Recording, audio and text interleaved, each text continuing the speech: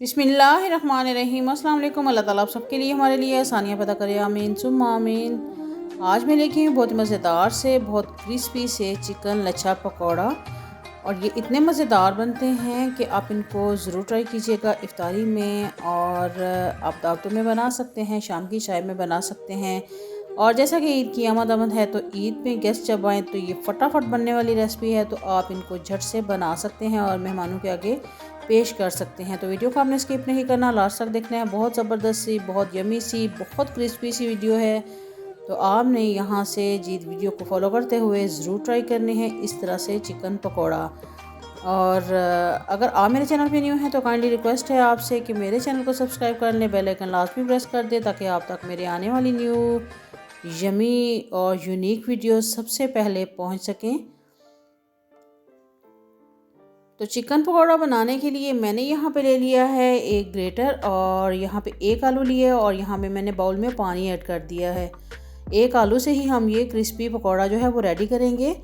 तो आपके पास जो भी ग्रेटर है आप उसको यूज़ कर सकते हैं, और अगर ग्रेटर नहीं है तो आप इसको बारीक बारीक लेयर्स में कट कर सकते हैं। लेकिन ग्रेटर हर घर में मौजूद होता है, इसलिए बहुत ईजी है कि आप इससे इस तरीके से इसको ग्रेट करते जाएं और पानी के अंदर ग्रेट करते जाएं, ताकि जो आलू है एक तो काला नहीं हो और इसमें जो भी स्टार्च वगैरह है वो रिलीज़ हो जाए। तो यहाँ पे सारे आलू जो है, सारा आलू पूरा का पूरा जो है मैंने ग्रेट कर लिया है, और इसको पानी में मैं डिप करूँगी 5 से 7 मिनट के लिए। फिर इसका पानी चेंज कर लूँगी। तो यहाँ पे जी 5 से 7 मिनट हो चुके हैं, तो मैंने पानी भी चेंज कर लिया है, और अब इसको मैं अच्छे से दबा के पानी इसमें से निकाल लूँगी और इसको बाउल में निकाल लूँगी। और यहाँ पे मैंने प्याज जो है उनको भी लच्छे की शक्ल में कट कर लिया था, और चिकन जो है वो एक कप लिया है और उसको भी श्रेड कर लिया था। ये बॉइल्ड चिकन है। और धनिया सब्ज़ ले लिया था मैंने, और यहाँ पे हाफ़ कप मैंने बेसन लिया है, और इसमें 1/4 कप जो है मैं कॉर्नफ्लोर ऐड कर दूँगी। बेसन इसमें बहुत ज़्यादा यूज़ नहीं होता, बहुत ज़्यादा बेसन अगर ऐड करेंगे तो फिर ये लच्छे नहीं बनेंगे। और यहाँ पे 1 टेबलस्पून भर के मैंने धनिया ले लिया है पिसा हुआ। हाफ़ टेबल स्पून मैंने इसमें ज़ीरा ऐड कर दिया है, half tablespoon red chilli flakes, half tablespoon लहसुन पाउडर, और हाफ़ टी स्पून इसमें नमक का ऐड कर दिया है। नमक का अपने टेस्ट के अकॉर्डिंग कम या ज़्यादा भी कर सकते हैं। तो यहाँ पे इसको हम हाथों से ही अच्छे से मिक्स करेंगे, और अभी हमने इसमें पानी ऐड नहीं किया क्योंकि आलू जो हैं उनको हमने पानी में डिप किया था, तो ये पानी जो है रिलीज़ करते हैं बाद में जब ये मिक्सचर रेडी हो जाता है। इसलिए पहले आप इसको हाथों से ही इस तरह से अच्छे से मसलेंगे ताकि ये यकजान हो जाए। अगर ज़रूरत पड़े तब हम पानी ऐड करेंगे। तो यहाँ पे जी ये देखें कि काफ़ी हद तक ये लग रहा है कि ये एक दूसरे से मिक्स अच्छे से हो रहा है, और मैं सिर्फ 1 टेबलस्पून के करीब इसमें पानी ऐड करूँगी।